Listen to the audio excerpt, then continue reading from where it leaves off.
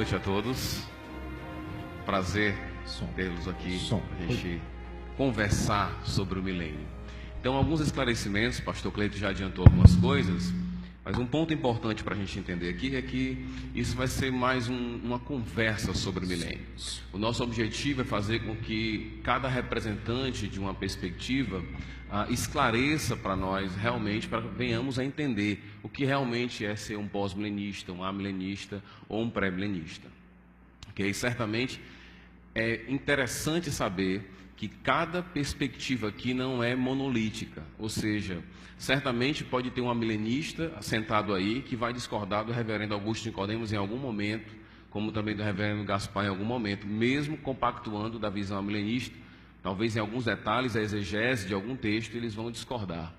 Então, não há uma perspectiva monolítica, assim também um pós-milenista pode discordar do Felipe com respeito ao papel da lei, uma série de coisas que não fecham.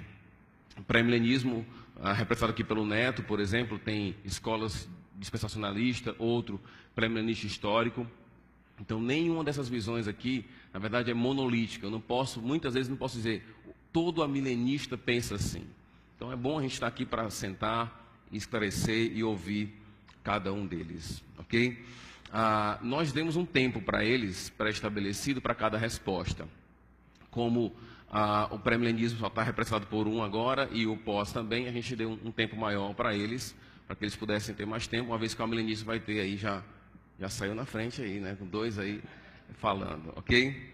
Então, nessa primeira, são 8 rodadas, eu vou fazer perguntas a eles, e na última parte, eles estarão fazendo perguntas uns aos outros. E o objetivo também é esse, de esclarecimento, o que você quer dizer com isso, e aí vai. Muito bem. A primeira parte aqui, eu queria já falar um pouco sobre definição. Quando nós tratamos do reino milenar, um tópico importante é a palavra reino, né? Existem passagens que declaram que Deus é o rei eterno. Ele já é rei, ele reina sobre sua terra. Em outro sentido, em outros momentos, parece que o reino é futuro. Então, a primeira pergunta que eu queria fazer para cada um deles, começar com o Felipe, que eu coloquei aqui na ordem. Felipe, começa definindo primeiro a tua visão, né, o que é ser um pós-milenista, e a sua visão de reino, e como sua perspectiva é diferente das outras. Ok? Ser um pós-milenista, como o nome deixa claro, é crer que Jesus voltará após o milênio.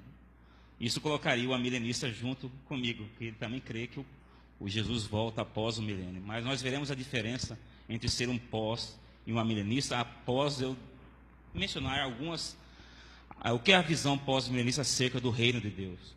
Para o pós-milenista, o reino de Deus não é uma realidade futura, é uma realidade presente, que Jesus inaugurou no primeiro século, mediante a sua pregação, a pregação do Evangelho e mediante a sua obra redentora. Jesus deixou bem claro que os seus milagres comprovavam que o reino de Deus tinha chegado. O reino de Deus está entre nós.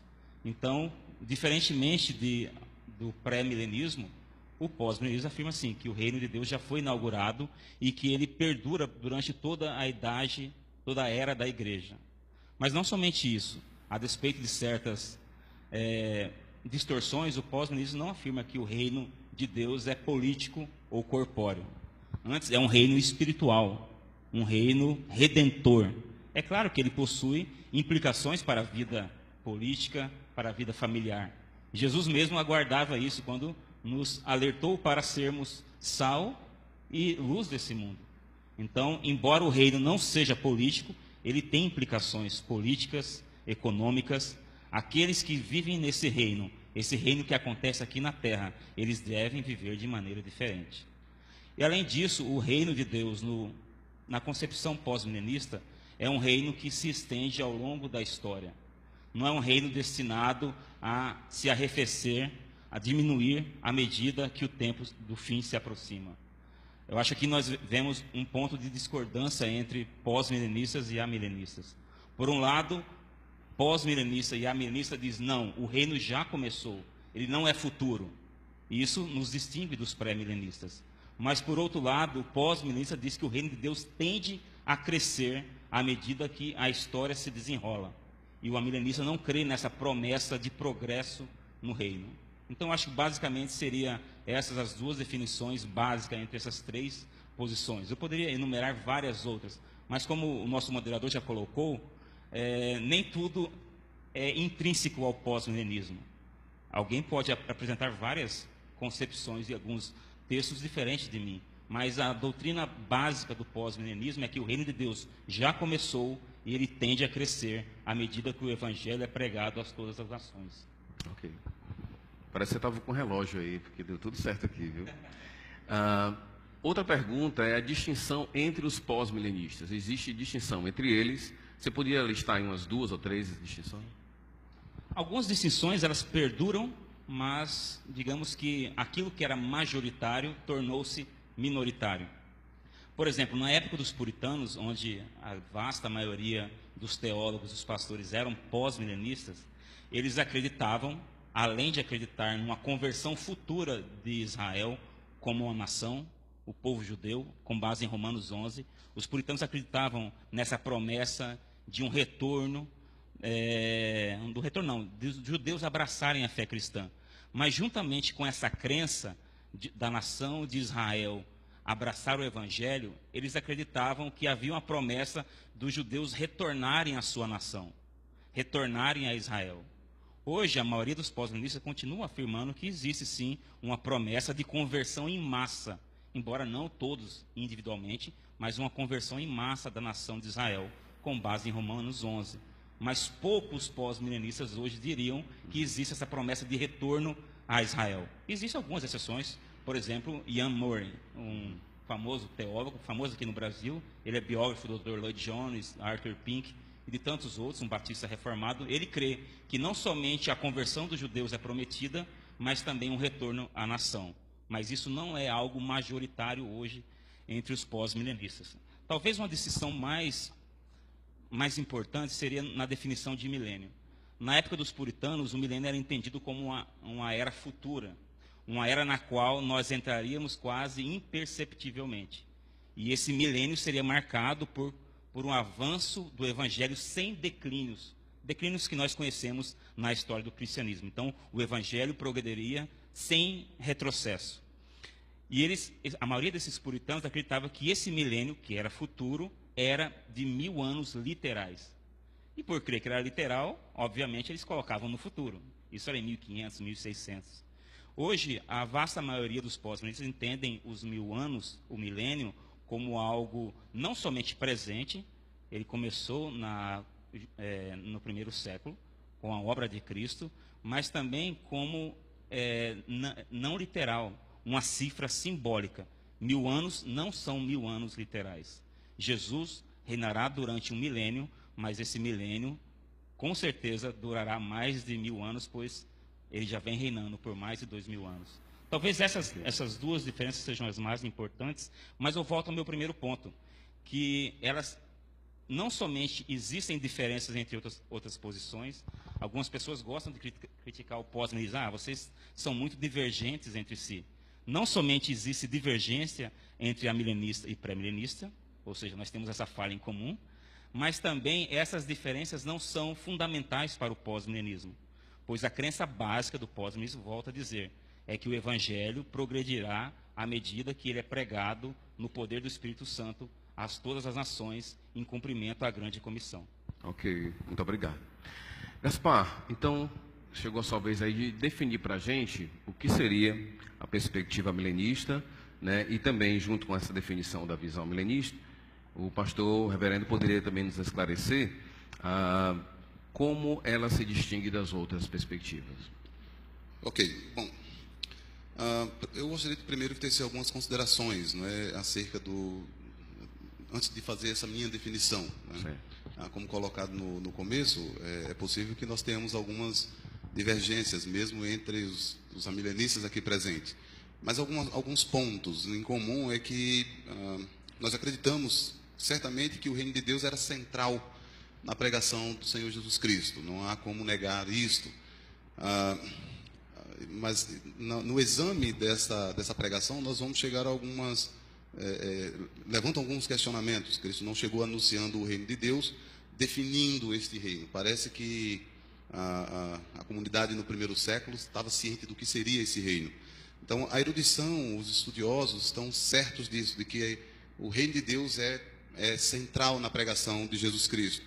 O que eles divergem, o que eles têm de diferença, é que eles estão discutindo os aspectos desse reino. Alguns acreditam que ele tem apenas um aspecto ético. Tá? A tradição liberal admite isso, que é apenas um aspecto ético e nada mais do que uma realização humana. Outros de tradição mais conservadoras acreditam que é um aspecto já presente, onde Cristo reina sobre o seu povo. Essas divergências são os aspectos temporais do reino. Mas é curioso que a mentalidade que tem imperado majoritariamente é o aspecto apocalíptico desse reino.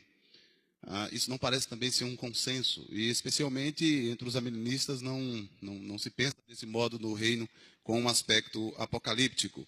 Nesses dois casos nós temos dois pontos. No primeiro, o reino é apenas uma realidade idealística, né? Ou melhor dizendo, uma realidade presente, mas ética. No segundo caso, ele é somente futurista. Eu creio que a visão milenista ela se situa entre um aspecto preterista, tá? O reino já é presente, já está presente, inaugurado com Cristo, e um aspecto futurista, mas ele ainda não está plenamente presente. Então, é dito mais recentemente, não é, que o reino de Deus, na verdade, nos ensinos de Cristo, possui esses dois aspectos, um aspecto presente e um aspecto futuro. Né? Ele é ao mesmo tempo presente e futuro. Então, como um alienista, ele vai defender, pelo menos mais consensual, de que o reino de Deus é presente e futuro, inaugurado com Cristo, declarado com Cristo, mas ainda não implantado definitivamente. Eu penso, então, que a minha visão de reino é mais uma escatologia. Há quem usa o termo escatologia realizada. Eu não sou muito fã desse termo porque ela implica mais em preterismo. Eu digo escatologia em realização, algo que está ainda em desenvolvimento. E por isso mesmo, quando trato do aspecto do reino, ela vai diferir do aspecto somente preterista ou do aspecto futurista. Quando você pede, então, para eu definir o que é reino, eu tomo no sentido primeiro veterotestamentário, né, onde ele apresenta-se em dois pontos. Deus é rei, apresentado na criação, e ele é rei sobre o seu povo. Né. Esses dois tópicos eu vou discutir mais adiante, quando for perguntado sobre o conceito ou o texto fundamental para isso. Então, eu tomo o reino nesses dois termos. Primeiro, Deus é rei sobre tudo, né, sobre todas as coisas. Os salmos são categóricos nesses pontos. Salmo 145, Salmo 145, 11 e 13, onde o Senhor reina sobre todos. E é curioso que a Septuaginta utiliza o termo articulado para definir esse reino. Né? Ela não é indefinido. E o outro é o domínio de Deus sobre o seu povo. Então, eu creio que, como amilenista, o reino está presente, mas ele também é futuro. Deus é rei absoluto sobre toda a criação, mas ele é rei também sobre o seu povo. Então, acho que a visão milenista estaria mais nesse ponto. Muito bem. Reverendo Augusto, se o senhor quiser acrescentar alguma coisa sobre a visão milenista, o senhor fica à vontade. E se o senhor quiser também mostrar as divergências entre os amilenistas também. Ok, muito obrigado, Rômulo. Em primeiro lugar, boa noite a todos vocês. Boa noite. Quero saudar meus colegas aqui de debate e dizer do privilégio de estar aqui com vocês, participando dessa noite tão interessante. É verdade, nós cremos nas coisas principais, o retorno do Senhor Jesus, cremos no milênio, cremos na ressurreição dos mortos, no juízo final, cremos até no encontro com Jesus nos ares. A grande questão é a sequência em que isso acontece e a natureza de alguns desses eventos. Mas nós todos cremos nesses pontos fundamentais da escatologia. Tem até uma piada que diz assim, que estava assim, nós estávamos discutindo, né, o pós, o pré e o amilenista, discutindo a respeito de escatologia. De repente Jesus voltou, todos subiram com ele, um dizendo para o outro, eu não te disse que ia ser assim? Então, agora respondendo a sua pergunta. A posição amilenista, em primeiro lugar, esse nome é infeliz, porque ele foi, na verdade, não foi um nome que os amilenistas escolheram para eles. Isso aí foi colocado pejorativamente pelos pré-milenistas para dizer assim: esse pessoal não crê no milênio. Nós não cremos no milênio literal de 1000 anos sobre a Terra, mas cremos no milênio, de que Cristo reina, e esse reino é de natureza espiritual. E nesse ponto nós estamos com os pós-milenistas, que esse reino começou com os fatos redentivos acontecidos em Cristo Jesus, a partir da sua pregação, morte e ressurreição, e o dia de Pentecostes particularmente. Então o reino começa. E a igreja, e o tempo da igreja é o tempo do reino de Cristo Jesus. Esse reino ele será encerrado com a vinda do Senhor Jesus, quando acontecerá simultaneamente a sua vinda, a ressurreição dos mortos, o julgamento final e a entrada do novo céu e da nova terra, ou a nova era, o estado eterno, como quiser dizer. O ponto é que na visão amilenista não há lugar para um reino literal de 1000 anos sobre a terra, um reino de natureza judaica, alguns acham que sim ou não, com Cristo reinando em Israel, reinando a partir de Jerusalém sobre todas as nações. O amilenista crê que Satanás já foi amarrado pela obra de Cristo Jesus. Esse amarramento nós vamos discutir mais adiante. Ele não significa a inércia de Satanás, mas a sua inabilidade de enganar as nações, como ele fazia antes. E outros detalhes serão verificados. A diferença que existe dentro dos amilenistas é mais com relação à interpretação do sermão profético de Jesus, em Marcos 13, o livro de Daniel e alguns aspectos do livro de Apocalipse. Há os que entendem que muitas das profecias ou figuras encontradas nesses 3 livros se cumpriram completamente com a destruição de Jerusalém no ano 70. O anticristo seria uma referência, primeiro, a Antíoco Epifânio, seria alguma coisa que aconteceu, portanto, antes de Cristo, ou o próprio Império Romano se levantando contra Cristo, completamente derrotado contra Cristo, e que a grande tribulação e as coisas relacionadas a ela estariam cumpridas com a destruição de Jerusalém. Portanto, não resta muita coisa para ser cumprida, a não ser a própria vinda de Jesus Cristo. Essa é a posição preterista e nesse ponto os amilenistas preteristas se aproximam muito dos pós-milenistas. Há uma posição amilenista chamada historicista, que diz que uma parte destas profecias se cumpriu com a destruição de Jerusalém e um pouco antes da vinda de Cristo, mais ou menos 250 anos. Mas que há outros eventos em andamento na história.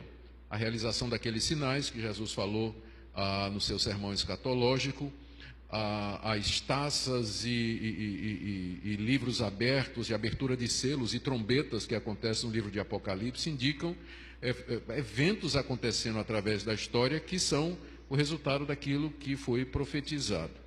E dentro dessa perspectiva historicista, o surgimento do anticristo e a grande tribulação ainda são futuros. Mas boa parte das profecias já se cumpriram, não há mais nada a ser cumprido com relação a Israel, a não ser a conversão dos judeus, e nesse ponto os amilenistas historicistas chegam perto dos pós-milenistas que acreditam na conversão de Israel. Eu acho que são as principais diferenças quanto ao tempo em que Apocalipse, Daniel e o sermão escatológico se cumpriram. Ok, obrigado, reverendo. Pastor Antônio Neto, você pode definir reino, a sua perspectiva e a variação dentro do pré-milenismo? Ok, queria começar dando boa noite aos meus irmãos e explicar só uma palavrinha de introdução aqui, explicar o tamanho da minha tarefa nessa noite. Primeiro, eu estou me sentindo igual a seleção brasileira no final do jogo da Colômbia, que perdeu o craque do time na última hora, né? Então, infelizmente isso, o pastor Roque é o craque dos pré-milenistas e se machucou. E também, irmãos, agora eu estou pastoreando uma igreja em Passo Fundo, e eu estava ensinando sobre o pré-milenismo na igreja, e uma irmã da igreja usou aquele que eu acho que é um dos argumentos mais fortes para o amilenismo. Eu ensinando, aí ela me disse, mas pastor, o Augusto Nicodemos é amilenista. Então, aí eu disse, irmã,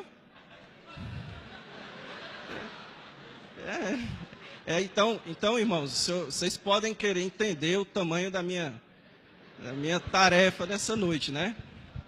Mas, enfim, então, e também expressar aqui o meu respeito pelos irmãos. Estava conversando com o irmão Felipe aqui mais cedo, dizendo como o ministério dele foi bastante influente na minha vida, graças a Deus. Mas, enfim, a resposta, eu acho legal começar esse diálogo tratando da questão do reino, tanto porque o texto de Apocalipse, ele lida com a questão do reino, então João, ele pressupõe que você já tem uma perspectiva do reino ali, como também me dá a oportunidade de corrigir alguns mal entendidos que geralmente são expressados a respeito da posição que eu defendo. Então, a gente já teve aqui 2 apresentações a respeito do reino, e eu gostaria de acrescentar uma terceira perspectiva do reino, da qual eu difiro, que é a perspectiva do dispensacionalismo tradicional. O que é o dispensacionalismo tradicional? Ele pensa que o reino, ele foi trazido por Jesus, oferecido aos judeus, visto que os judeus rejeitaram a oferta de Jesus, Jesus adiou o reino para o futuro e começou uma era que é um parênteses no plano de Deus, inclusive com a distinção entre 2 povos de Deus, Israel e a igreja. A posição que eu defendo é a posição dispensacionalista. A minha posição é a posição do pré-milenismo dispensacionalista, mas ela difere desse tipo de dispensacionalismo. O termo que tem sido utilizado para essa posição, que eu defendo hoje, é o pré-milenismo dispensacionalista progressivo, ok? Então, qual é a perspectiva do reino, do dispensacionalismo progressivo? Fiquei bem feliz que nisso a gente vai ter muitas coisas em comum. A perspectiva é que o Senhor Jesus e os seus apóstolos, eles mantiveram a expectativa do Antigo Testamento. Então, quando Jesus veio, o livro de Mateus nos diz que ele começou a sua pregação dizendo, arrependei-vos, porque é chegado o reino de Deus. E ele não tratou de explicar. Então, como o irmão Gaspar deixou claro, ele pressupunha uma compreensão das pessoas, e essa compreensão vem exatamente do Antigo Testamento. E quando você vai para o Antigo Testamento, especialmente o livro de Isaías trata muito disso, o que você percebe é que o reino de Deus, o reino que o Messias traria, seria uma substituição da ordem presente, onde ele seria estendido por toda a terra. Ele traria salvação para os judeus, a restauração dos judeus e a salvação para os gentios. E ele haveria de ter, ele contém uma série de promessas, tanto espirituais quanto políticas, destinadas à nação de Israel. Então, nisso, nós estamos muito em acordo que Jesus manteve a perspectiva do Antigo Testamento. Também fiquei feliz de perceber aqui que nós também concordamos, especialmente no discurso aqui do irmão Gaspar, que quando o Senhor Jesus Cristo veio, a novidade que ele trouxe é que o reino ele chegaria naquilo que os teólogos têm chamado de o esquema do já e ainda não. Isso é especialmente visto nas parábolas do reino em Mateus capítulo 13, quando o Senhor Jesus Cristo diz que o reino já foi plantado, que o reino já iniciou, mas ele aguarda a vinda do juízo, do julgamento final, da sua vinda, o dia do Senhor, para que ele venha a se cumprir de maneira plena. Então, diferentemente dos antigos dispensacionalistas, o dispensacionalismo progressivo entende que Jesus, sim, já inaugurou o reino. Ele não adiou o reino, na verdade, ele trouxe o reino do futuro para o meio da história. Agora, diferentemente talvez aqui a gente teria que conversar um pouquinho mais para eu entender das demais posições, o dispensacionalismo progressivo também entende que depois da vinda do Senhor Jesus Cristo, haverá o cumprimento pleno das promessas do Antigo Testamento, não só a respeito dos gentios, mas especialmente a respeito dos judeus, uma restauração futura dos judeus. Então, a posição que eu atualmente defendo e pretendo expor essa noite é que o reino de Deus ele foi trazido por Jesus no meio da história e ele será cumprido plenamente no futuro, trazendo então um reino universal, mas cumprindo as promessas que foram feitas à nação de Israel. Beleza. Como estourou aqui o tempo, viu, Neto? A gente vai passar já para Felipe aqui. Então, quais são os textos, Felipe, fundamentais, ou um conceito fundamental para o pós-milenismo? Nós acreditamos na nossa hermenêutica, acreditamos que a Bíblia interpreta a Bíblia, e disso decorre outro princípio, que é que eu tenho que ter aqueles textos mais fundamentais para embasar. Existe um texto assim que, caso você venha compreendê-lo de forma diferente, a sua perspectiva vai ser abalada de alguma maneira, ou um conceito teológico, porque não é obrigado a ter um texto, pode ter um conceito que está ali contido nas Escrituras.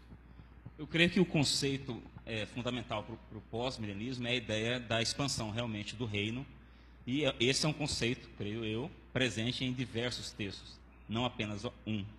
Por exemplo, nas parábolas de Jesus acerca do reino, não somente quando ele fala acerca do fermento, mas quando ele fala também sobre a semente da mostarda. É algo pequeno, mas que enche, no caso, enche toda a terra. Jesus fala assim, outra parábola lhes propôs, dizendo, o reino dos céus é semelhante a um grão de mostarda, que um homem tomou e plantou no seu campo, o qual é, na verdade, a menor de todas as sementes, e crescida é maior do que todas as hortaliças, e se faz árvore, de modo que as aves do céu venham aninhar-se nos seus ramos. Então, de fato, o começo do reino de Deus, no primeiro século, foi algo minúsculo. São uns poucos homens, alguns letrados, pregando o evangelho. E, no conceito pós-milenista, existe aqui uma promessa de que essa semente de mostarda, que é o evangelho, haverá de ocupar todo mundo. E logo em seguida, Jesus fala acerca do fermento. Diz-lhes outra parábola, o reino dos céus é semelhante ao fermento que uma mulher tomou e escondeu em 3 medidas de farinha, até ficar tudo levedado. Algumas pessoas, às vezes, entendem fermento como algo ruim, mas Jesus aqui compara o fermento ao reino de Deus. E, assim como o fermento faz levedar a massa, o reino de Deus há também de crescer, de ser levedado, à medida que o tempo passa. Existem outras passagens também, eu acho que uma passagem fundamental é 1 Coríntios 15. Paulo deixa bem claro a ordem dos fatos. E então virá o fim, quando ele entregar o reino ao Deus e Pai, quando houver destruído todo o principado, bem como toda potestade e poder. Porque convém que ele reine até que haja posto todos os inimigos debaixo dos pés. O último inimigo a ser destruído é a morte. Veja, eu já disse aqui, e meus irmãos amilenistas concordam, que Jesus já está reinando. E Paulo está dizendo que Jesus tem que reinar até que todos os seus inimigos sejam derrotados. E Paulo diz que o último inimigo a ser derrotado é o quê? É a morte. E quando é que a morte vai ser derrotada? Na segunda vinda de Cristo. Então, todos os outros inimigos devem ser derrotados antes da segunda vinda. É o que Deus fala no Salmo 110, que é o salmo mais citado no Novo Testamento. Assenta-te à minha direita, até que eu coloque todos os inimigos por debaixo dos seus pés. Então, a ideia do progresso do reino, de que Jesus reinará enquanto os seus inimigos são conquistados na história, é um conceito fundamental para o pós-milenismo. A última passagem que eu queria ler aqui, no Novo Testamento, é Hebreus 10, do 12 ao 13, Paulo diz o seguinte: Jesus, porém, tendo oferecido para sempre um único sacrifício pelos pecados, assentou-se à destra de Deus, aguardando daí em diante até que os seus inimigos sejam postos por estrados dos seus pés. A mesma ideia que Paulo fala em 1 Coríntios 15, e eu esqueci de mencionar, mas em Coríntios 15, o que Paulo diz? Que Jesus vai entregar o reino ao Pai. Eu não creio que Jesus vai entregar um reino não subjugado ao Pai. O reino que ele vai entregar, que está aqui na terra, acontecendo aqui espiritualmente por meio da sua igreja, é um reino conquistado pelo poder, pela palavra de Cristo. Ok. Reverendo Gaspar, um texto assim importante, porque a gente vai chegar na parte de Apocalipse, né? O que eu tenho percebido é que todo mundo acredita que o reino já é uma realidade, e parece que a grande distinção vai ser dar um nome para esse reino, e parece que o nome milênio não é um nome que alguns diriam que isso não é o milênio, outros diriam que já é o milênio, e vai. Mas daqui a pouco a gente chega em Apocalipse. Por enquanto, qual seria o texto, reverendo? Antes de falar sobre o texto, eu gostaria de falar sobre um conceito. Né? Certo. Mais uma vez, eu creio que possa haver diferença entre os amilenistas, porque eu tomo como dois conceitos fundamentais para o amilenismo, dois temas no Antigo Testamento, criação e templo. Né? Templo, quando nós chegarmos no Novo Testamento, não há por que discutir que, como diz o apóstolo Paulo em Efésios capítulo 1, versos 21 e diante, que Cristo é, de fato, o cabeça da sua igreja, né? E que esse templo, diz o apóstolo Pedro na sua primeira carta, no capítulo 2, que esse povo é, de fato, o reino de Cristo, né? Vós sois uma nação real. Mas esses dois conceitos são derivados, primeiramente, de Gênesis de 1 a 3. Né? Eu entendo que esses 3 primeiros capítulos são fundamentais para uma mentalidade acerca do reino. É curioso que nós temos sempre a ideia de criação em Gênesis, mas poucas vezes temos a ideia de consumação. Mas em Gênesis 1, capítulo 1 até o capítulo 2, versículo 4, nós encontramos um conceito bem estabelecido de criação e consumação.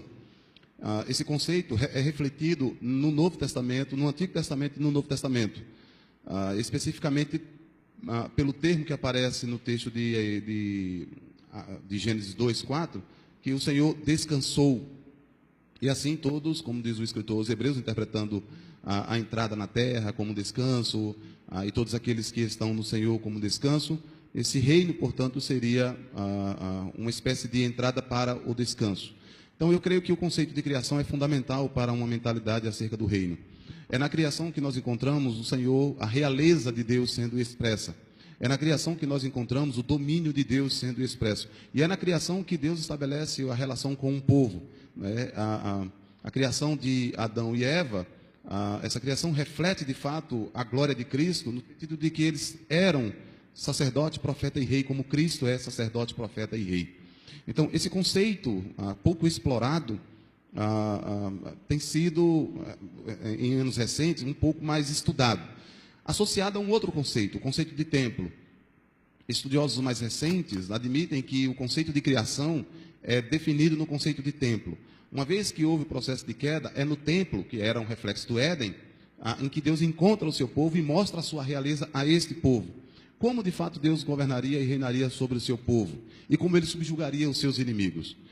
Quando nós vamos para o Novo Testamento, não me parece que esses conceitos sejam estranhos, tá? Especificamente quando aplicado Cristo e sua igreja, e especificamente quando nessas passagens que o Felipe Sabino apresentou, de que Cristo de fato subjugará os seus inimigos. Então eu tomo os 3 primeiros capítulos de Gênesis, especificamente os 2 primeiros, claro, como expressão fundamental, né, como conceito fundamental, como texto fundamental para uma concepção de reino. Esses textos são refletidos de Deus como soberano criador, como rei absoluto, no profeta Isaías, especificamente nos capítulos 40 ao 45, onde Deus é manifesto como o Senhor absoluto sobre todas as nações. E os salmos, não apenas os salmos reais, mas, por exemplo, o Salmo 104, onde não apenas fala sobre a providência de Deus, mas fala sobre o seu reinado. O Salmo 145, versículo 11 e 13, onde diz que o Senhor domina absolutamente sobre tudo. E Ele é rei sobre o seu povo. Então, os 2 conceitos seriam esse. Templo, criação e templo, né? O que seria um reflexo da nova criação e de Cristo e sua igreja. E Gênesis de 1 ao 2, 4, como refletido em outras passagens neotestamentárias. Ok, muito obrigado. Reverendo Augusto, pode acrescentar?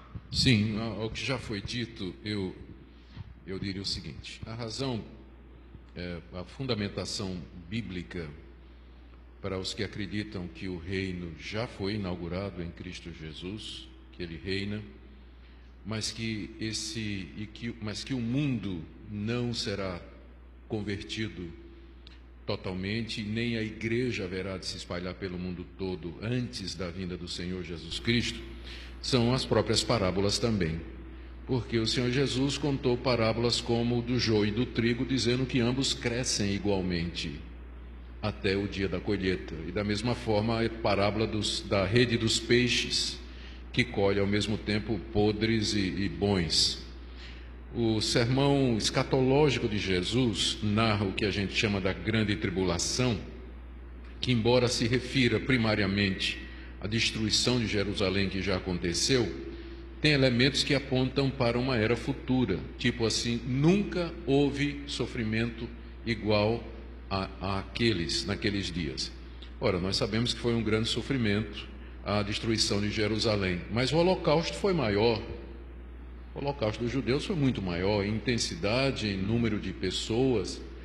E nos dois relatos do sermão escatológico, nós temos Jesus dizendo, ele fala da grande tribulação, que se o Senhor não tivesse abreviado aqueles dias, ele diz assim, mas naqueles dias, após a referida tribulação, o sol escurecerá, a lua não dará sua claridade, e aí ele descreve aqueles fenômenos escatológicos, fenomenológicos, e diz então, verão o Filho do Homem vir nas nuvens com grande poder e glória. Então, em ambos os sermões, quer dizer, em todos os relatos, Lucas menos, mas no relato de Mateus e de Marcos, do sermão escatológico, a vinda de Jesus é imediatamente precedida por um período de grande sofrimento, tribulação e perseguição para a igreja, o que não bate com a ideia da igreja no mundo, dominando o mundo e subjugando o mundo.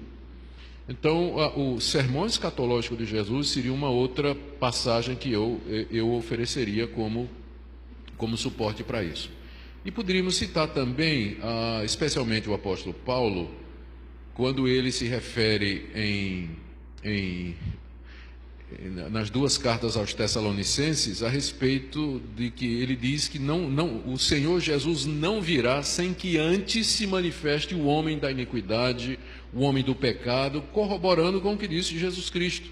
Ou seja, a manifestação final de Cristo na sua segunda vinda será imediatamente precedida pelo domínio do anticristo, pelo surgimento dele, pela tribulação e pelo sofrimento que isso haverá de acarretar.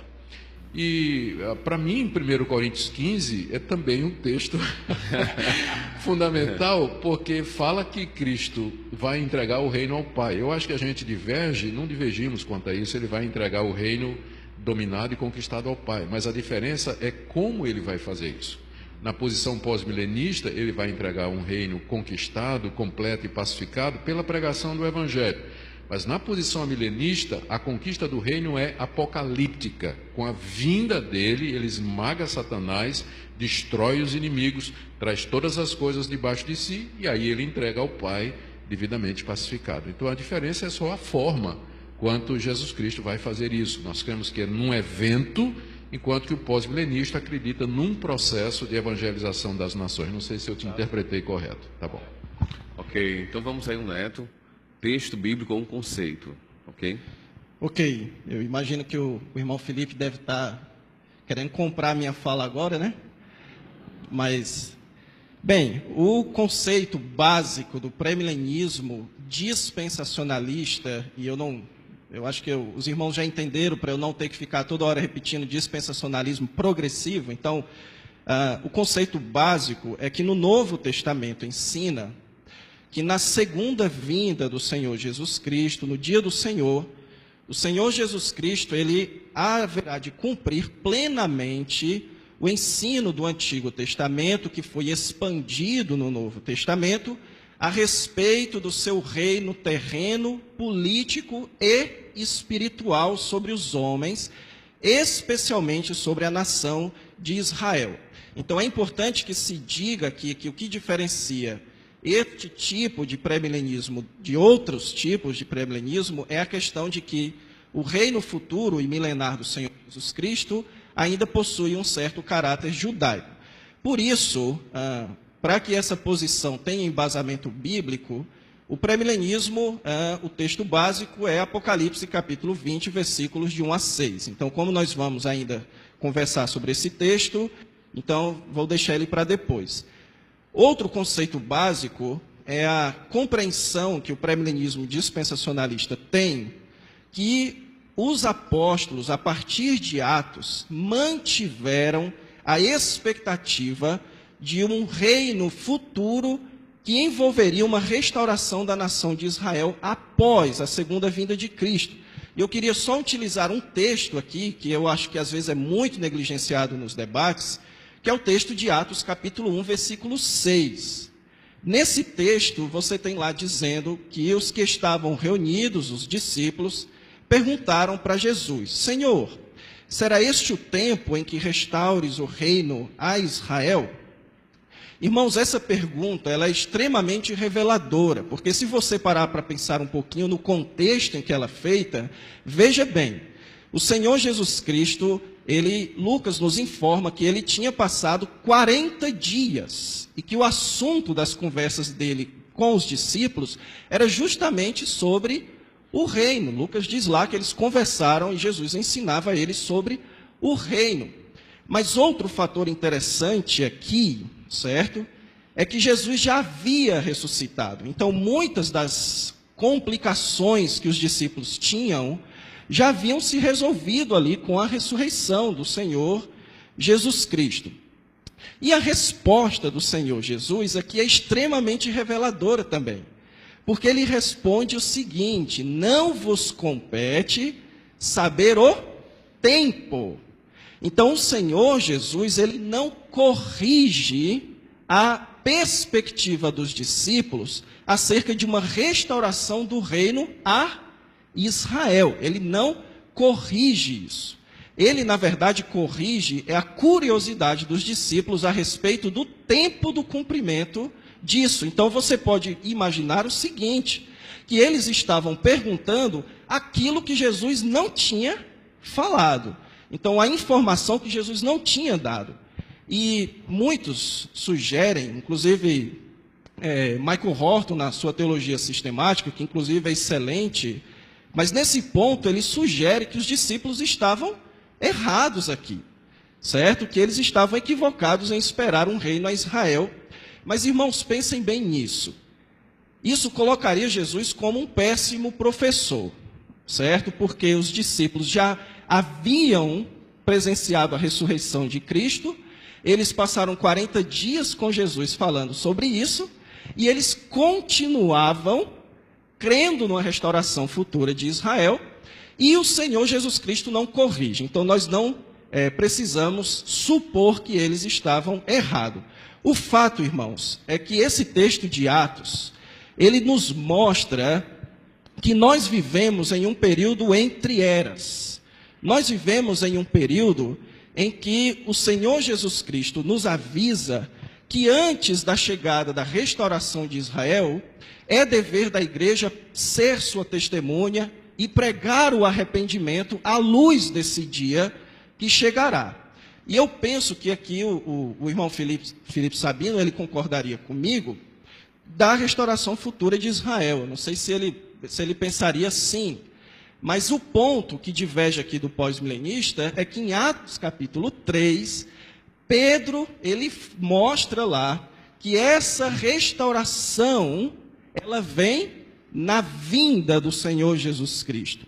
E também os nossos irmãos amilenistas aqui, eles teriam, certo, que para invalidar a posição pré-milenista, não apenas desconstruir a compreensão pré-milenista de Apocalipse 20, como também demonstrar que o Novo Testamento não ensina isso, essa expectativa de uma restauração de Israel após a vinda do Senhor Jesus Cristo. Então, eu penso que são estes dois conceitos, Apocalipse 20 e a ideia de uma restauração futura do reino político e nacional, especialmente centrado na nação de Israel.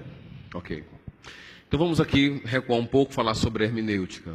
E vocês podem me corrigir se eu estiver errado em alguma colocação minha.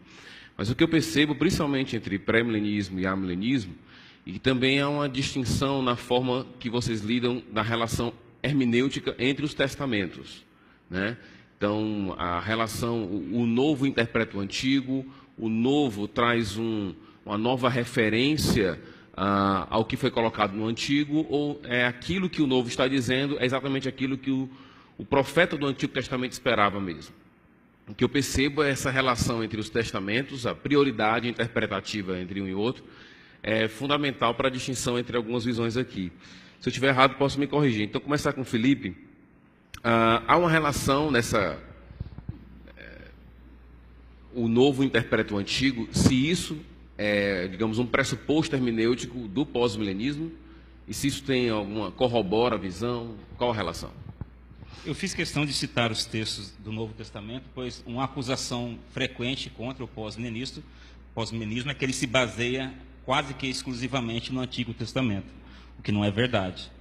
Quanto à questão hermenêutica, eu creio que existe sim, e eu creio que é uma questão hermenêutica mais da tradição reformada do que do pós-milenismo em si, que o Novo Testamento ele interpreta sim o Antigo Testamento.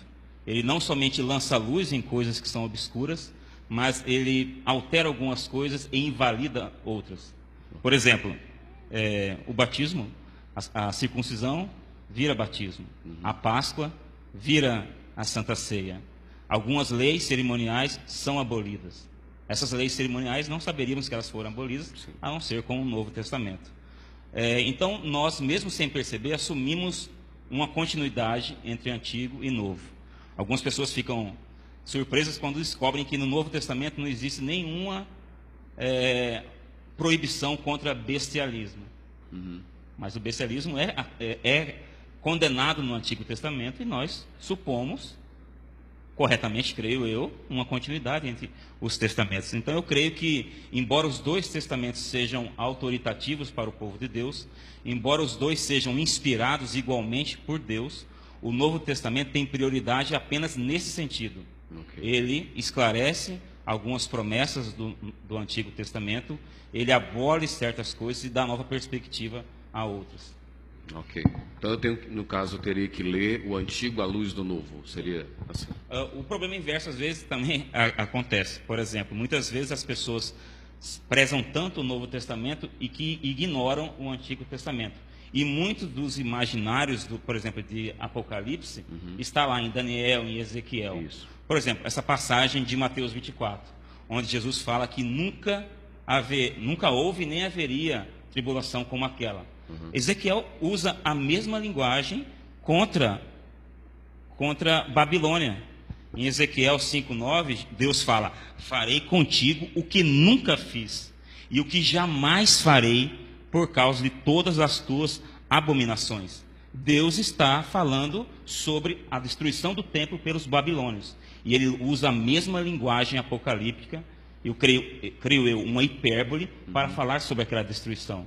Então, não creio que Mateus 24 diga que não existe nada maior do que o que aconteceu em 70 depois de Cristo.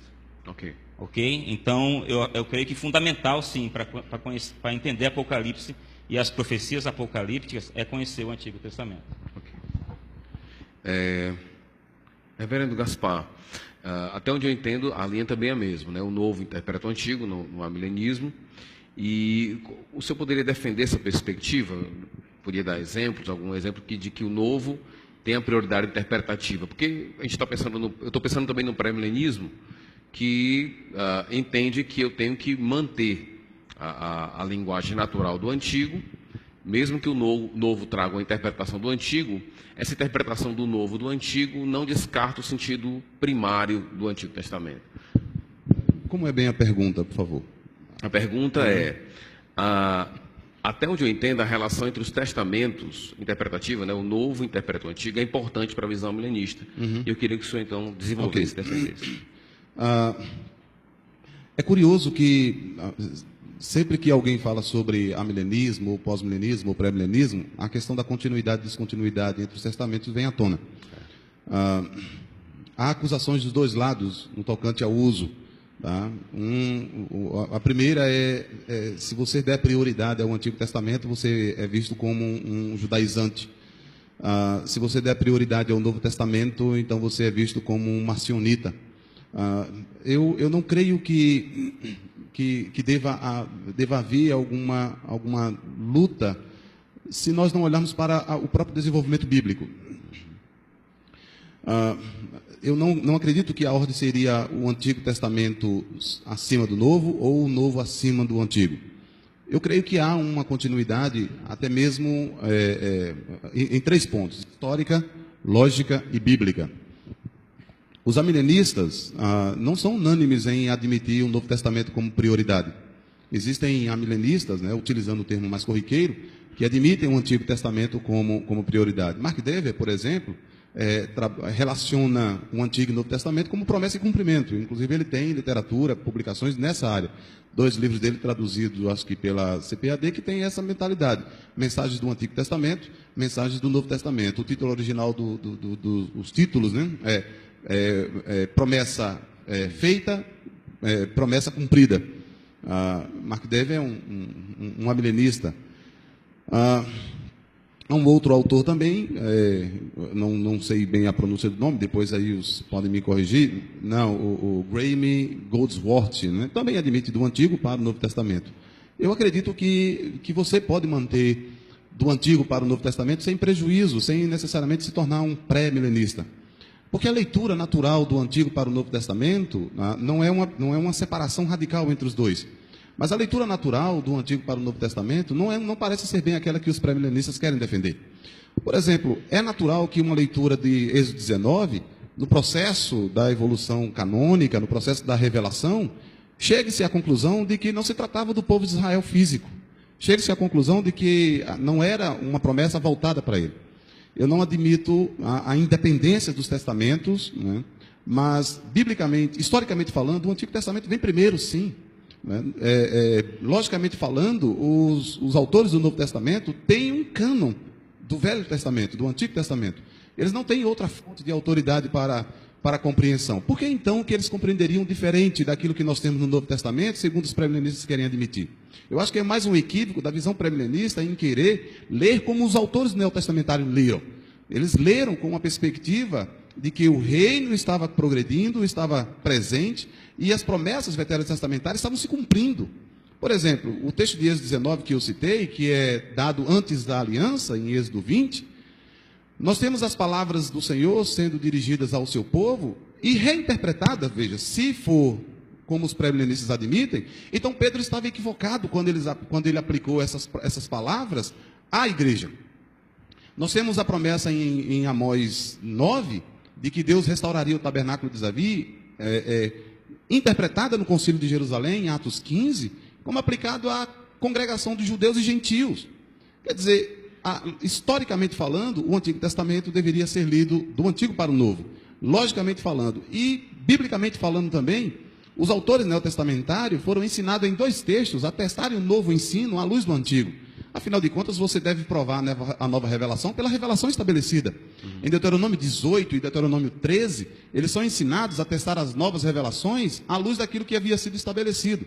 Por exemplo, em Deuteronômio 11, Deuteronômio 13, lá diz que quando chegasse algum profeta ou sonhador e fizesse um sinal ou prodígio, e eles ensinassem, vamos e sigamos após outros deuses, eles tinham como referência, já que o Deuteronômio é uma interpretação da lei, eles tinham como referência os 10 mandamentos: não terás outros deuses diante de mim. Então, seria impossível testar a nova revelação à luz de uma próxima revelação. É por isso que o texto que foi citado pelo pastor Antônio Neto, de Atos 1,6, não é que Jesus era um mau professor, era que os discípulos eram péssimos alunos. Né? De modo que não era a primeira vez que eles tinham entendido mal as referências de Cristo. Não é incomum quando, por exemplo, Cristo, em fazer um exorcismo, o Senhor Jesus repreende os discípulos porque eles não tinham entendido até então o ministério de Cristo. Não é incomum quando Pedro foi confrontado com Cristo dizer: não, Senhor, o Senhor não precisa morrer, não precisa subir a Jerusalém. Então os discípulos tinham de fato uma expectativa messiânica, vamos dizer assim, equivocada. Não era problema de Cristo, era problema deles, mesmo que Cristo tenha passado com eles 40 dias, mesmo que depois da sua ressurreição. A ponto que Pedro, quando vai se escrever a sua segunda carta, no capítulo 3, ele não tem mais uma visão terrena do reino. Ele diz: nós aguardamos novos céus e nova terra onde habitam a justiça. Então eu creio que a prioridade neotestamentária sobre a velha testamentária é muito mais uma tendência do intérprete. Okay. Se ele é um bom formado em Novo Testamento, ele vai priorizar o Novo Testamento. Se ele for bem formado em Antigo Testamento, ele vai priorizar o Antigo Testamento. Ok. Reverendo, vamos dar um exemplo aqui. Um tema que é importante é o tema do trono de Davi, né? Então, na minha perspectiva, se o novo interpreta o antigo, e aquilo que nós encontramos em Atos 2, o discurso de Pedro falando do trono de Davi, então, aquilo que está sendo colocado lá, né, Jesus como estando no seu trono, ali é a interpretação do novo, da esperança do Antigo Testamento, né? Nesse caso, então, o novo tem a prioridade. Eu sei o que é o trono de Davi pelo discurso de Pedro, né? Que o trono de Davi, na verdade, é uma referência ao trono celestial e não o trono terreno, como no Antigo Testamento. A pergunta aqui é, então, quando o novo interpreta o antigo, isso é um referente novo que Pedro está dando? Ou seja, havia uma expectativa de um trono terreno, ele está dizendo, não é só terreno, é celestial também. Ou ele está dizendo, tudo aquilo que é falado, que parece ser terreno, é na verdade celestial. Eu creio que essa última opção, nós devemos optar pela maneira como os autores do Novo interpretam o Antigo. E eu não tenho muito mais a acrescentar ao que Gaspar falou, mas é muito claro para mim que os autores do Novo Testamento, quando olham para as promessas que foram feitas a Israel no Antigo Testamento, do reino, do trono, da terra, eles consideram como sendo cumpridas na igreja. Eu vou dar alguns exemplos. Quando Pedro prega no dia de Pentecostes, ele, para explicar o derramamento do Espírito, ele cita um texto de Joel 2:28, onde está escrito que, assim, acontecerá depois que derramarei do meu Espírito sobre toda a carne. Vossos filhos, vossas filhas profetizarão, vossos jovens terão visões e sonharão vossos velhos. A chegada do Espírito Santo era associada ao reino messiânico. Era o Messias aquele que haveria de trazer o Espírito Santo, em profusão sobre toda a terra. E isso está relacionado com o reino futuro de Israel. Só que quando Pedro cita essa passagem, ele diz assim, o que ocorre é o que foi dito por intermédio do profeta Joel. E acontecerá nos últimos dias, diz o Senhor, que derramarei do meu Espírito sobre toda a carne. Ele interpreta o depois de Joel como sendo os últimos dias, dizendo aquilo que Joel falou está se cumprindo agora. O reino messiânico está sendo iniciado pela vinda do Espírito Santo, dando início aos últimos dias. Então, esse é um exemplo, primeiro, vou dar outros, de como os autores do Novo Testamento tomam as promessas aplicadas a Israel, a restauração de Israel, como se cumprindo no reino messiânico inaugurado por Jesus, na sua morte e ressurreição e no envio do Espírito Santo. No mesmo sermão, ele cita no verso 29, dizendo, ele diz, verso 29, irmãos, seja permitido dizer a respeito do patriarca Davi, que ele morreu, foi sepultado e o seu túmulo permanece entre nós até hoje. Sendo profeta e sabendo que Deus lhe havia jurado que um dos seus descendentes se assentaria no seu trono, no Antigo Testamento havia a promessa feita a Davi, que um seu descendente se assentaria no trono de Israel. E isso era interpretado pelos judeus como se referindo à era messiânica, se referindo ao período dourado em que o reino seria restaurado, um descendente de Davi se assentaria no trono glorioso de Israel, que seria a cabeça de todas as nações. Olha como é que Pedro interpreta isso.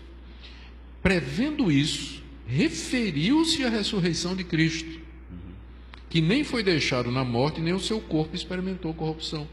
Pedro interpreta essa promessa da restauração do trono messiânico, do trono de Davi, do assentar-se do seu descendente, como se cumprindo na ressurreição de Cristo.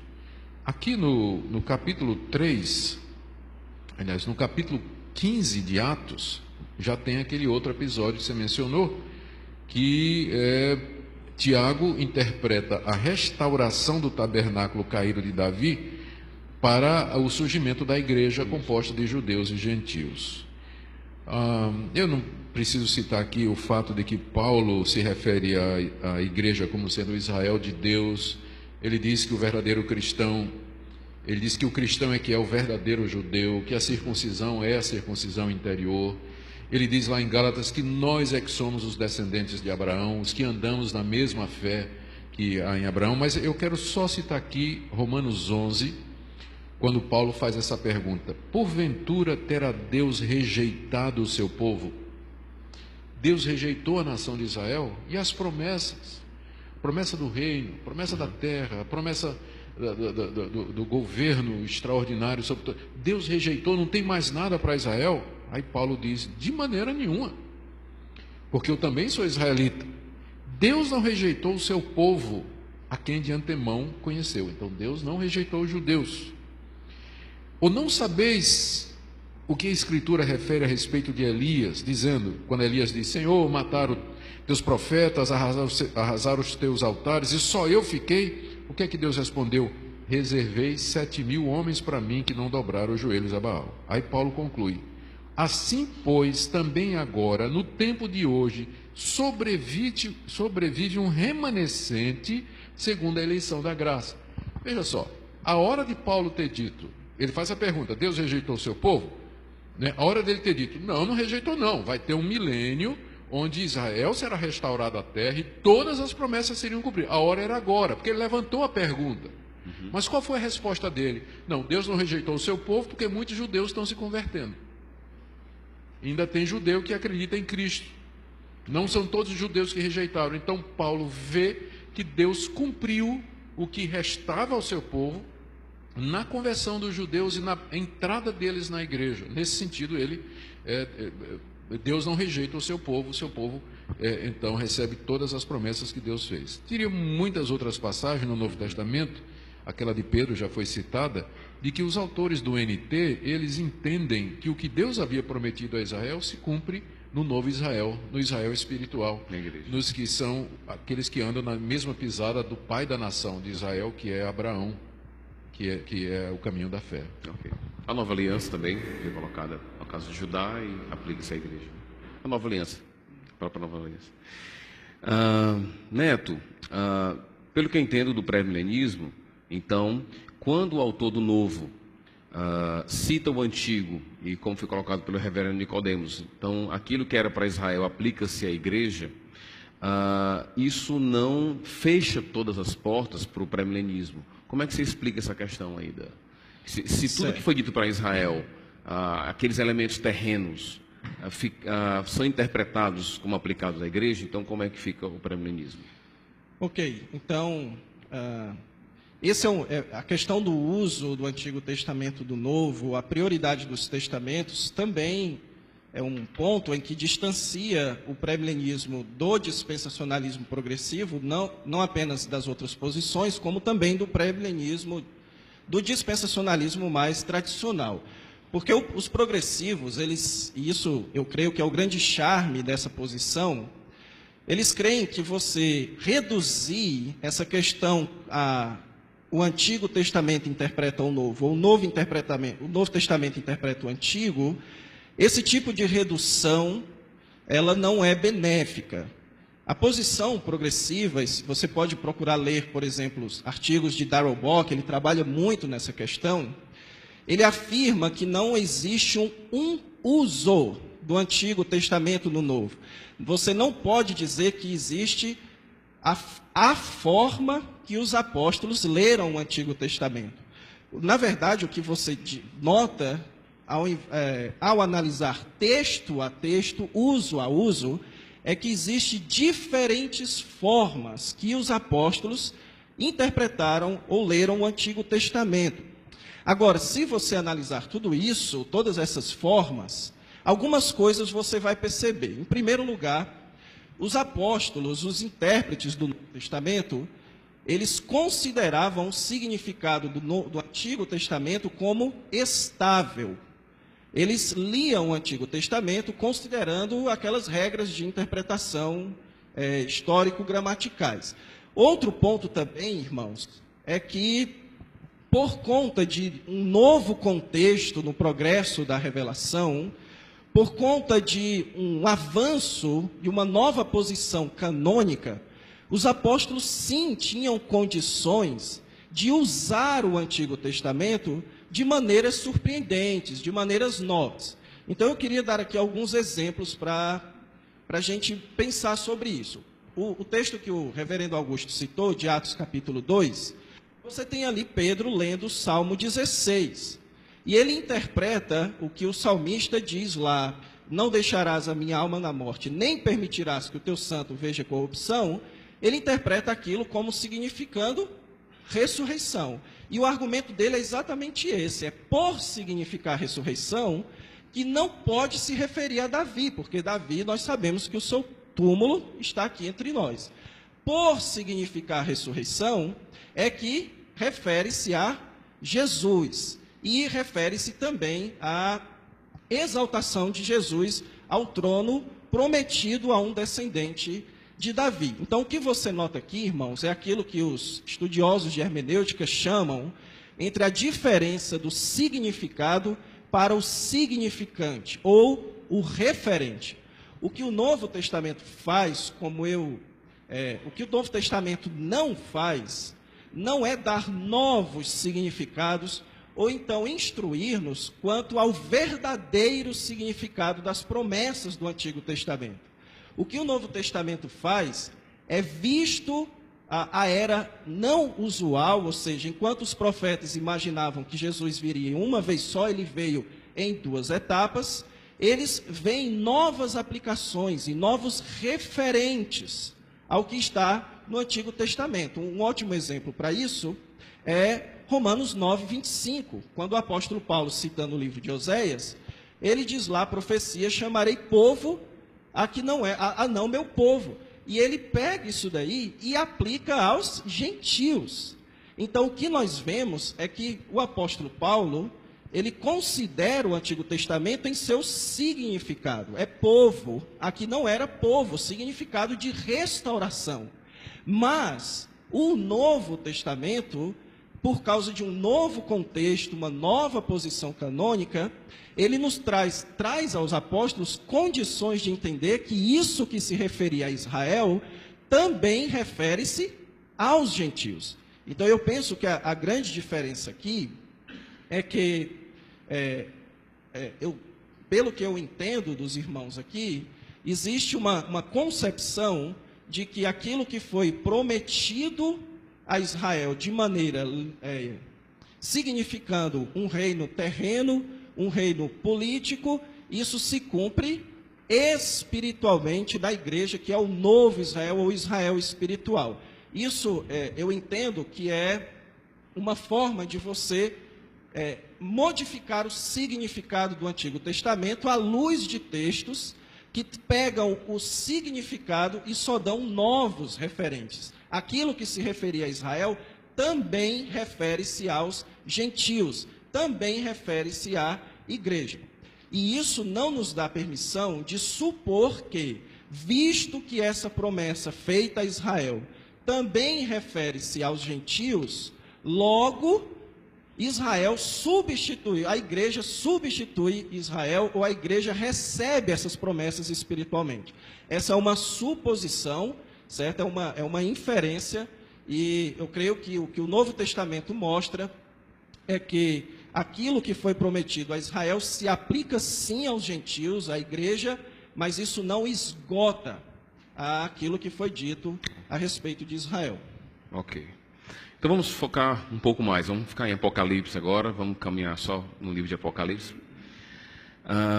Com respeito à sua perspectiva, Felipe, ela exige uma data recuada para Apocalipse, tem aquelas teses, né, de que foi antes do ano 70 ou no final do primeiro século. Se existe uma dependência da sua visão com respeito a essa data recuada, explica para a gente a perspectiva pós-milenista e a data de Apocalipse. Para quem não sabe, muitos creem que Apocalipse foi escrito na década de 80 ou 90 após Cristo. E outros afirmam que foi escrito antes de 70 depois de Cristo. A base para acreditar numa data posterior de Apocalipse é totalmente, creio eu, evidências externas. Principalmente Irineu, que fala sobre a escrita desse livro. O mesmo homem, note-se que disse que Jesus morreu com mais de 50 anos e viveu com seus discípulos durante 15 anos de ministério. A pergunta é boa porque dá para esclarecer um equívoco muito frequente. as pessoas confundem pós-milenismo com preterismo. Preterismo não tem nada a ver necessariamente com pós-milenismo e nem é uma escola escatológica. Preterismo é uma questão de hermenêutica. O preterismo vem do termo pretérito, passado. Quando nós falamos de preterismo, nós estamos falando de que algumas passagens escatológicas que as pessoas creem que ainda está no futuro já foram cumpridas no primeiro século. Algumas pessoas ficam assustadas quando ouvem isso. Como já cumpriu? Lembre-se que, em certo sentido, todos nós somos preteristas. Ser um cristão é necessariamente ser preterista em alguns sentidos. O Antigo Testamento contém inúmeras profecias acerca da primeira vinda de Cristo. E um cristão é justamente alguém que crê que essas profecias foram cumpridas no nascimento, na morte e na ressurreição de Cristo. Então, não fique atemorizado com a ideia de profecia já cumprida. Mas quando nós falamos de escola hermenêutica preterista, como eu disse, nós estamos nos referindo à ideia de que, por exemplo, a grande tribulação é algo que já aconteceu. E creio eu que existem, sim, vários indícios indicando que Mateus 24, por exemplo, Jesus é bem categórico. Todas essas coisas não acontecerão. Jesus fala assim, não passará essa geração sem que todas estas coisas aconteçam. Diversos ateus liberais usam essas passagens onde Jesus fala da iminência do cumprimento dessas profecias como prova de que Jesus errou, de que os discípulos erraram. E até mesmo alguns teólogos, eu creio errando grandemente, acham que Jesus errou. C.S. Lewis, por exemplo, é um triste exemplo de pessoas que acham que Jesus errou ao dizer que aquelas coisas aconteceriam em breve. Então, isso é ser preterista. Mas por que o preterismo não é necessariamente ligado ao pós-milenismo? Porque muitos pós-milenistas não abraçam essa ideia de que essas profecias ainda estão no futuro. Por exemplo, Jay Adams, que é um milenista, mais conhecido no Brasil por causa dos seus livros sobre aconselhamento notético, ele é um milenista preterista. Ao ponto de eu pedir para ele, para publicar um livro dele, ele disse, não, você pode publicar, só não diga que eu sou pós-milenista. Eu falei, tudo bem, mas por que existe essa associação? Porque hoje em dia a maioria dos pós-milenistas são preteristas. E esses homens, não sei porquê, eles escrevem um livro por semana. Então, por causa disso, por causa dessa produção gigantesca de livros, as pessoas passaram a associar pós-milenismo com preterismo. Então, eu diria que a data recuada de Apocalipse precisa ser escrito antes de 70 depois de Cristo, não para o pós-milenismo, mas para o preterismo. Se Apocalipse não foi escrito antes de 70, o preterismo tem um problema. Mas eu creio sim que Apocalipse foi escrito antes de 70. Veja, Apocalipse é uma carta ocasional. João está escrevendo a igrejas que estão sofrendo naquele primeiro século depois de Cristo.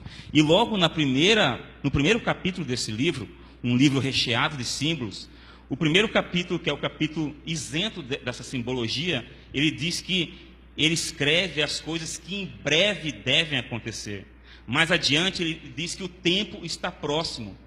E essas duas expressões, em breve deve acontecer, e o tempo está próximo, é usada novamente no capítulo 22, o capítulo de fechamento, e também um capítulo que não tem a simbologia dos outros capítulos de Apocalipse. Eu diria que seria uma falta de sensibilidade João escrever para aqueles discípulos que estavam sendo perseguidos severamente, dizer para ele, olha, em breve Deus vai vindicar a causa de vocês. Em breve Deus vai julgar aqueles que atribulam vocês. E eles estarem há mais de 2000 anos esperando essa justiça de Deus, esse julgamento. Então eu creio sim que Apocalipse ele foi cumprido, várias profecias já foram cumpridas antes de 70 depois de Cristo, mais especificamente no ano 70 com a destruição do templo, e que se ele não foi escrito, não creio nisso, é um problema para os pós-milenistas preteristas e para os amilenistas preteristas. Ok, muito obrigado pelo esclarecimento. Reverendo Gaspar, a leitura de Apocalipse, a milenista de Apocalipse, parece pressupor uma leitura de recapitulação, né, onde você tem os mesmos eventos sendo vistos de outra forma. Explica para a gente, para o nosso pessoal aqui, o que é essa leitura da recapitulação e qual seria o fundamento dela.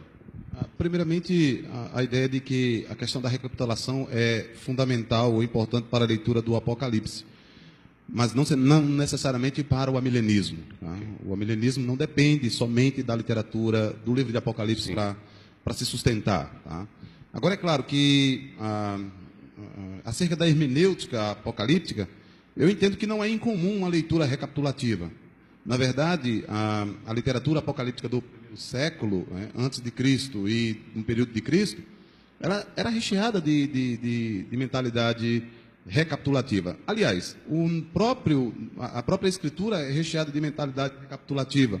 Nós chamamos isso de duplas narrativas, tá?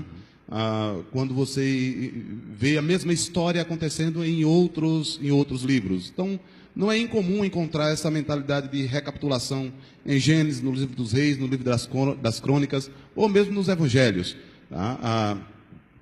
Em que os eventos são citados, ou as narrativas são citadas em outras ocasiões. Quem lê a carta de Paulo aos Efésios e Filipenses percebe, pelo menos, no capítulo 4 em diante de Efésios, no capítulo 3 de Filipenses, a mesma estrutura, a mesma recapitulação. Tá? Agora, no tocante ao Apocalipse, nós encontramos isso. E ela, de fato, é fundamental porque isso é demonstrado logo no começo do livro de Apocalipse. Por exemplo, a apresentação de Cristo, e aqui um ponto de discordância com Sabino, eu não entendi o que ele quis dizer, que ela é despida de simbolismo. No capítulo 1 está cheio de simbolismo acerca de quem Cristo é. Tá? Ele tem as 7 estrelas nas mãos, ele anda no meio dos candelabros, ele tem os olhos como como chama, ele tem os pés como de bronze. E nós vamos vendo que Cristo se apresenta em cada carta com essa mesma forma. Então, aquele que tem as estrelas na mão, apresenta-se à primeira igreja, o que tem os pés de bronze, apresenta-se numa outra igreja. Essa recapitulação parece já fazer parte desde o começo. Ela é fundamental, sim, para a leitura do livro de Apocalipse. Ela não é uma questão nova, tá? Muitos autores antigos, antes mesmo do Hendricks, que é o mais conhecido no nosso meio, né? Mas muitos autores antigos já traziam essa leitura. Tá? Autores do século XVIII já traziam, autores de tradição conservadora e reformados traziam essa abordagem. Porque parece ser natural, quando você lê o livro de Apocalipse, ter essa mentalidade. O exemplo clássico é Apocalipse capítulo 12. Né? Se você leu aquele texto com a mentalidade futurista, então você tem um sério problema. A mulher que estava com dores de parto, né, para dar à luz, e ela dá à luz e foge para o deserto, e o dragão persegue.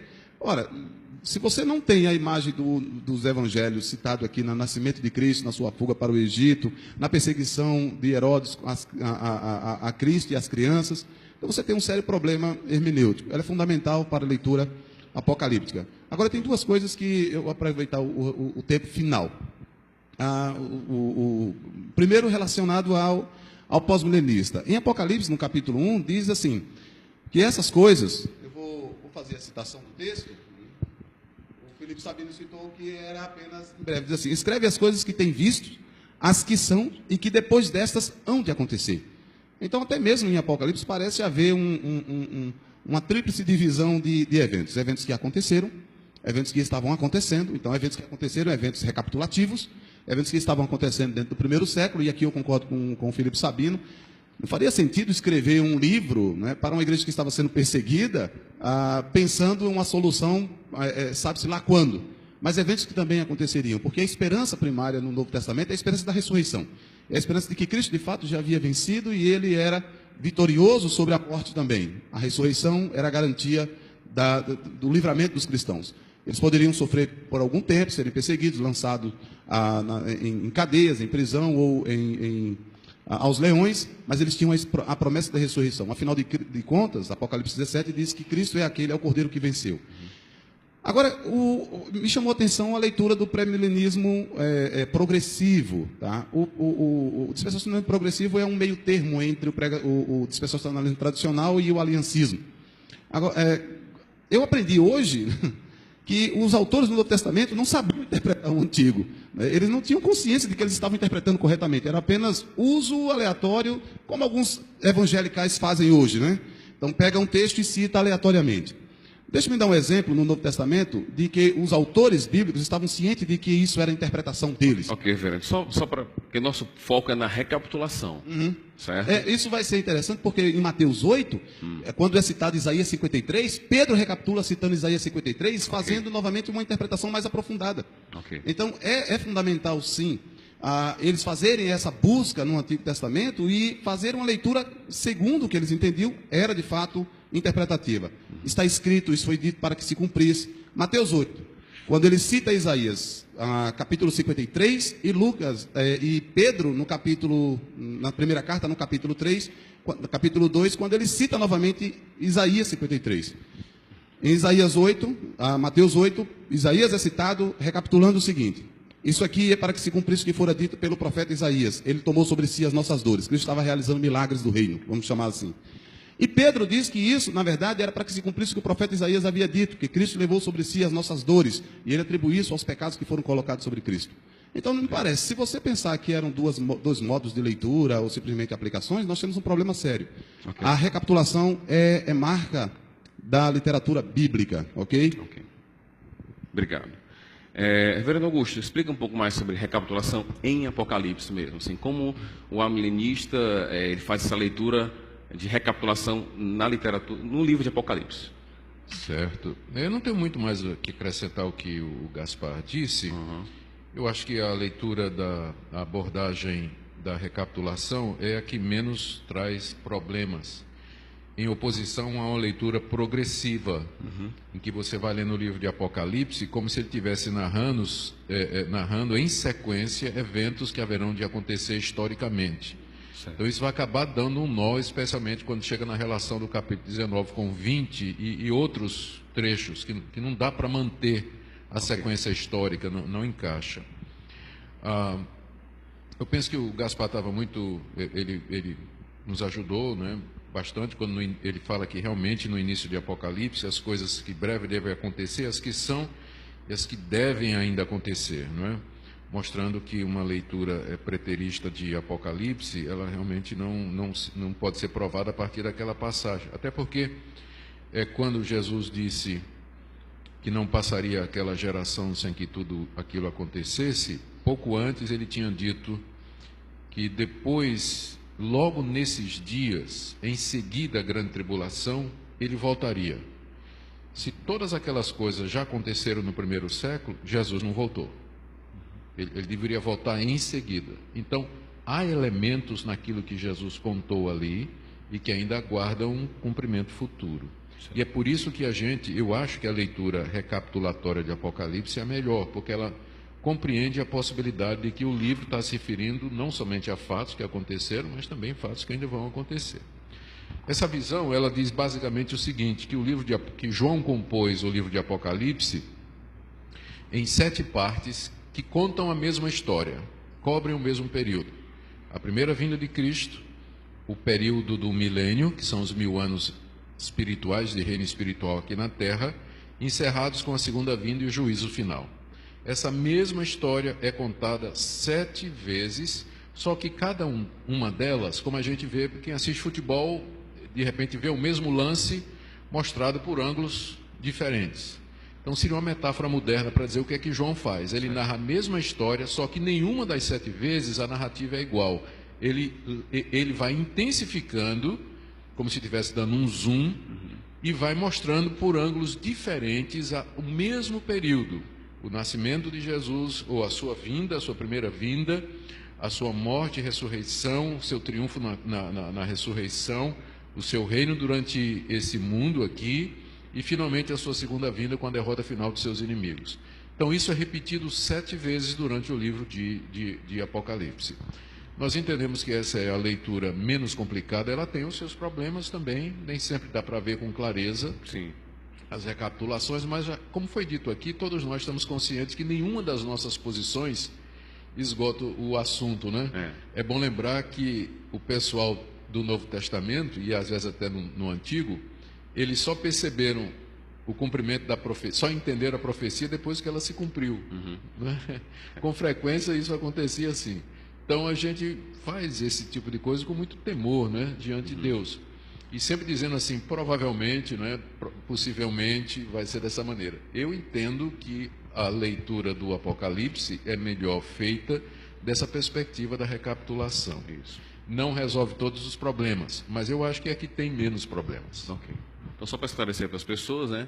O milênio, ele é mais uma descrição desse período entre a primeira vinda Isso. e a segunda vinda de Cristo. Seria a sétima, aliás, a sexta, seria a sexta parte, né? Que faz a descrição desse período, só que usa agora a palavra milênio, que não usou antes. Isso. Aliás, é a única passagem em todo o Novo Testamento que tem o termo milênio para se referir ao reino de Cristo. Ok. Para a gente terminar esse primeiro bloco, né, pastor, a gente vai terminar com o Neto aqui, falando também sobre essa questão, né? Se não é uma leitura de recapitulação, ou seja, se você não tem ali 7 partes que estão descrevendo o mesmo evento, se é uma sequência, então explica para a gente essa perspectiva e se quiser dar alguma fundamentação no texto. Ok. Se isso daqui fosse um debate político, eu já teria pedido direito de resposta 2 vezes, certo? Mas eu entendo a limitação do tempo. Irmãos, é o seguinte, a visão sucessiva do livro de Apocalipse, ela é uma visão basicamente de todos os dispensacionalistas, e essa visão afirma que, ao invés de um processo de constante recapitulação no livro de Apocalipse, existe ali uma sucessão, especialmente no que tange a Apocalipse de 6 a 19, ok? Existem algumas linhas de evidência para a gente trabalhar essa ideia da sucessão no livro de Apocalipse. Uma delas é que existe ali, textualmente e contextualmente, a ideia de que os selos levam as trombetas e as trombetas levam as taças, mostrando como que João estivesse nos dizendo que aquilo era uma sucessão de eventos. Porém, irmãos, eu gostaria de desviar um pouquinho a nossa atenção, visto o tema do nosso diálogo hoje. Nem todo que acredita na recapitulação é amilenista ou pós-milenista, ok? E nem todo que acredita na questão sucessiva necessariamente seria um pré-milenista. Agora, por exemplo, vou citar um exemplo, Grant Osborne, que teve um comentário recém-publicado pela editora Vida Nova. Ele defende, sim, a interpretação de recapitulação no livro de Apocalipse, mas ele é um pré-milenista convicto. Porque o que eu quero trazer para a questão aqui hoje é se Apocalipse 20 recapitula alguma coisa, o que ele recapitula? Aliás, antes disso se realmente há indícios textuais que existe uma ordem de recapitulação entre o capítulo 19 de Apocalipse e o capítulo 20, ou se existe ali uma sucessão. É nesse ponto que o debate ele deve ser feito à questão do milênio. Se Apocalipse 20 refere-se a um período antes de Apocalipse 19, ou se Apocalipse 19 ele segue com Apocalipse 20. E eu gostaria, irmãos, de apresentar algumas evidências aqui, que, sem importar se você abraça uma leitura de recapitulação ou sucessão no livro de Apocalipse, que mostram que a ordem de Apocalipse 19 e 20 é uma ordem de sucessão. E, em primeiro lugar, você percebe isso pela estrutura do livro de Apocalipse. No capítulo 18 até o capítulo 21, você nota claramente que João quer nos passar a transição da Babilônia para a Nova Jerusalém. E então, no capítulo 19, ele começa a narrar a queda do triunvirato, ou nos termos de Grant Osborne, da falsa trindade que foi colocada no capítulo 3, do diabo, da besta e do falso profeta. Então, o capítulo 19 mostra a queda da besta e do falso profeta, e nada mais natural do que o capítulo 20 descrever a queda do dragão. Então, isso é uma questão natural. Agora, uma questão textual. Você nota, por exemplo, no uso de João, que ele faz isso várias vezes no Evangelho, ou no livro de Apocalipse, da expressãozinha grega kai eidon, ou seja, eu vi, desculpe. No capítulo 19, você nota João começando a usar essa expressão no versículo 11, quando ele diz, vi o céu aberto e eis um cavalo branco. Quando você vai para o versículo 17, é dito lá, então vi um anjo posto em pé no sol e clamou com grande voz. Então aqui você nota uma progressão, uma sucessão de eventos. Então você vai para o versículo 19, e vi a besta e os reis da terra com os seus exércitos. Você tem uma outra progressão. E então você vai para o capítulo 20, versículo 1, e diz lá, e vi descer do céu um anjo. Você vai para o versículo 4, vi também tronos. E então você pula lá para o versículo 11 do capítulo 20, vi um grande trono branco, e todas as vezes que é usado o Kai Eidom ali, é de sucessão de fatos. Isso significa, irmãos, que para você dizer que o Kai Eidom, no versículo 1 do capítulo 20, não é uma sucessão como os 3 primeiros e os 3 últimos Kai Eidom, você precisa de uma razão textual ou contextual, ou seja, você precisa demonstrar no texto que João claramente está querendo fazer agora um retorno, porque naturalmente lendo, você nota umas sequências de visão que denotam eventos sucessivos. Então, esse é o desafio aqui que os irmãos têm, é mostrar que este Kai Eidom do capítulo 20, versículo 1, ele quebra a sequência natural dos Kai Eidom do versículo 19 e do capítulo 20, a partir do versículo 11.